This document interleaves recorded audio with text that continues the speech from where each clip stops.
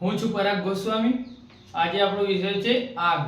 તો આગ વિશે ભણીશું કે આગ શું છે, આગ કઈ રીતે લાગે છે અને આગ વિશેની વિસ્તૃત માહિતી આપણે તમારી સમક્ષ રજૂ કરીશું।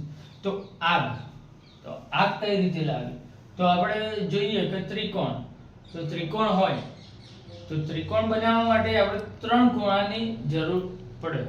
તો ત્રણ ખૂણા, તો ઓક્સિજન, ગરમી અને પદાર્થ। એ જ રીતે ઓક્સિજનને આપણે હટાવી દઈએ તો ત્રિકોણ તૂટી જશે, એ જ રીતે ગરમીને હટાવી દઈએ તો બી ત્રિકોણ તૂટી જશે, અને એ જ રીતે પદાર્થને હટાવી દઈએ તો બી ત્રિકોણ તૂટી જશે, તો ત્રિકોણ બનશે નહીં। તો ટ્રાયેંગલ ઓફ ફાયર, આજે આપણે ટ્રાયેંગલ ઓફ ફાયર એ સમજવાની વાત છે। તો ઓક્સિજન, ગરમી અને પદાર્થ। તો આગ લાગી હોય તો પદાર્થ, ગરમી અને ઓક્સિજન। તો આગ કઈ રીતે લાગે, તો આગ લાગવાના મુખ્ય ત્રણ કારણ: પદાર્થ, ગરમી અને ઓક્સિજન।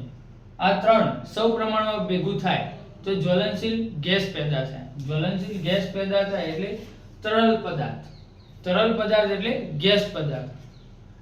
એટલે એમાંથી આ સૌ પ્રમાણમાં ભેગું થશે તો પદાર્થ, ગરમી અને ઓક્સિજન, આ ભેગું એકઠું થશે ત્યારે આગ લાગશે।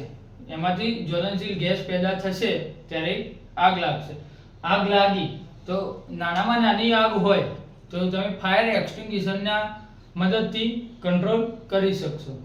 બાકી મોટા પ્રમાણમાં આગ હશે તો તમે એના માટે 101 ડાયલ કરવો પડશે। તો એ જ રીતે હવે આપણે શીખીએ આગળ, તો આગ કેટલા પ્રકારની હોય। તો આગના પ્રકાર છે, જોઈએ આપણે આગળ। તો class A, class B, class C અને ક્લાસ D। એના પછી છે ક્લાસ E અને ક્લાસ K ફાયર। તો class A, class B, class C, class D અને ક્લાસ E અને ક્લાસ K। તો ક્લાસ A માં શું આવશે, તો પેપર, લાકડું, ઘાસ, રબર વગેરે। ક્લાસ B તો લિક્વિડ ફાયર, લિક્વિડ ફાયરમાં શું આવશે, તો પેટ્રોલ, ડીઝલ, કેરોસીન વગેરે। ક્લાસ C ફાયર તો gas fire, CNG, LPG, PNG। Class D fire તો મેટલ ફાયર, મેટલ ફાયરમાં શું આવશે, સોનું, ચાંદી, જસત। ક્લાસ E ફાયર તો E માં electric fire, class A fire તો ક્લાસ K ફાયરમાં કિચન ફાયર। તો હવે એને જોઈશું આપણે કે એને બુઝાવવાની રીતો। તો એને બુઝાવવા માટે તો કુલિંગ, તો કુલિંગ માટે પાણીનો ઉપયોગ કરી શકશું।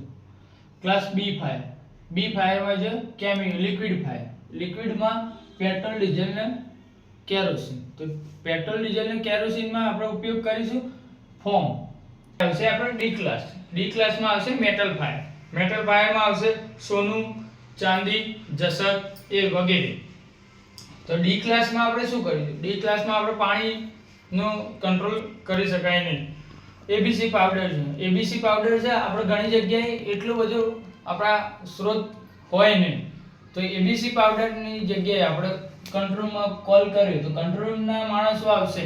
તો ડી ક્લાસની ફાયર છે તો મેટલ ફાયર, તો સોનું, ચાંદી, જસત આ વગેરેમાં આગ લાગી છે તો એના માટે તો આપણે AFFF ફોર્મનો જ ઉપયોગ કરવો પડશે। એમાં બી જે રીતે આપણે વાત કરી કે પેટ્રોલ, ડીઝલની આગમાં જેમ લેવલ બનાવીએ છીએ એ જ રીતે સોનું, ચાંદી, જસત ઉપર પણ આપણે લેવલ બનાવીશું અને એનો ઓક્સિજન કટઅપ કરીશું। હમણાં એક નવી આવી છે કિચન ફાયર, એટલે મીન્સ કે ક્લાસ K।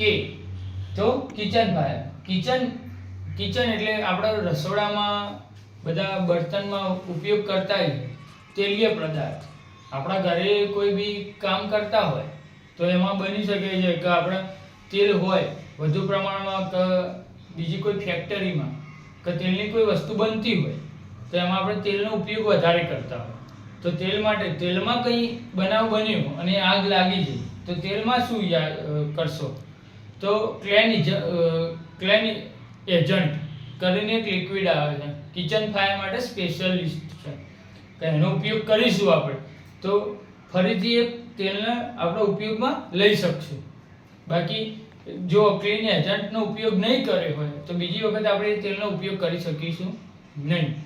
તો બીજા કોઈ પદાર્થનો ઉપયોગ કરીને આગ તો આપણે કંટ્રોલ કરી દઈશું. બાકી ક્લીન એજન્ટ હશે તો તમે એ તેલનો બીજી વાર ઉપયોગ કરી શકશો. એ જ રીતે કે ફાયર છે, અને હમણાં એક નવું બહાર પડ્યું છે કે ઇલેક્ટ્રિક ફાયર એટલે ઈ ફાયર, ઈ ક્લાસ. ઈ ક્લાસમાં એવું છે કે ઇલેક્ટ્રિક ફાયર, ઇલેક્ટ્રિક ફાયરમાં એવું છે કે કોઈ શોર્ટ સર્કિટ થયું હોય તમારા ઘરમાં તો તમે ઇલેક્ટ્રિક ફાયર માટે CO2 નો ઉપયોગ કરી શકો. CO2 એટલા માટે છે કે કાર્બન ડાયોક્સાઇડનો ઉપયોગ કરો તો તમારે બીજી કોઈ ઇલેક્ટ્રિક વસ્તુ હોય તો બીજી વખત કામમાં લેવી હોય તો તમે કામમાં લઈ શકો છો. એટલા માટે છે એનો એક નવો ભાગ પાડ્યો છે ઇલેક્ટ્રિક ફાયર. એનો ઉપયોગ તમે કાર્બન ડાયોક્સાઇડનો ઉપયોગ કરી શકો છો. એટલે આપણા કુલ ટોટલ ભાગ થયા class A, class B, class C, class D, class K અને ક્લાસ E. તો તમને બધાને સમજણ પડી જાય છે. તો આજે જ અમારી ચેનલને લાઈક કરો, કોમેન્ટ કરો અને સબસ્ક્રાઇબ કરો.